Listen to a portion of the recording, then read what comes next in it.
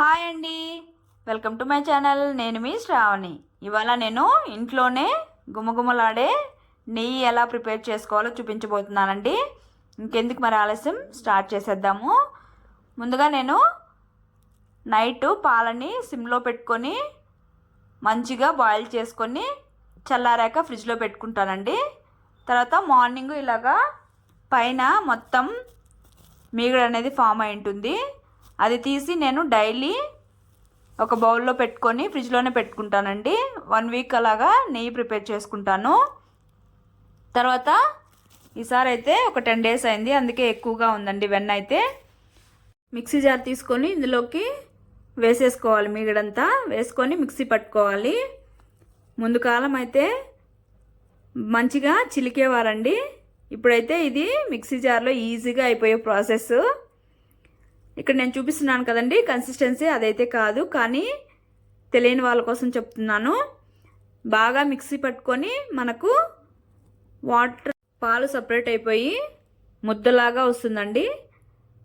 అప్పుడు కన్సిస్టెన్సీ సరిపోతుంది. చూడండి, ఇలాగ రావాలి.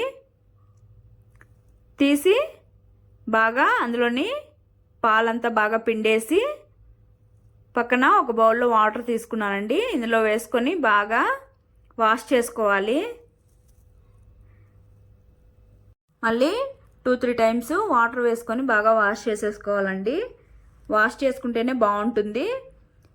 తర్వాత వాష్ చేసుకొని అడుగు మందంగా ఉండేటువంటి బౌల్ తీసుకొని ఇందులోకి ఈ వెన్ననంతా వేసేసుకోవాలి. ఇలాగా వేసేసుకున్న తర్వాత స్టవ్ని సిమ్లో ఉంచుకొని కుక్ చేసుకోవాలి. గరిటెతో ఇలాగా కలుపుతూనే ఉండాలి మధ్య మధ్యలో, లేదంటే అడుగున మాడిపోతుందండి. చూడండి, ఇలాగా నురగగా వస్తుంది స్టార్టింగ్ అయితే. తర్వాత రాను రాను నురగ రావడము ఆగిపోతుంది. చూడండి, ఇలాగా నెయ్యి అయితే రెడీ అయిపోయింది. స్టవ్ ఆపేసి పక్కన పెట్టుకొని చల్లారనివ్వాలి. చల్లారిన తర్వాత ఇలాగా మొత్తం ఇంకో బౌల్లోకి వడపోసుకోవాలండి.